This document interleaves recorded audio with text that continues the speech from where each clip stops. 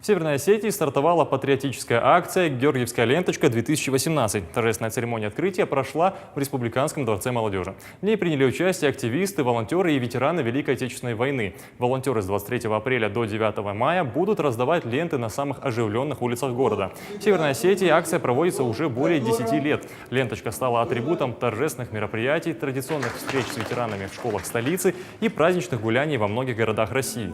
В этом году планируется раздать более 30 тысяч георгиевских лент. Организаторами акции в республике выступили Комитет по делам молодежи Северной Осетии и Центр военно-патриотического воспитания молодежи Осетии. Напомним, что действуют новые правила ношения лент. Их можно прикреплять только на лацкане пиджака. По-прежнему запрещено повязывать ленту на голове, ниже пояса и где-либо в испорченном виде.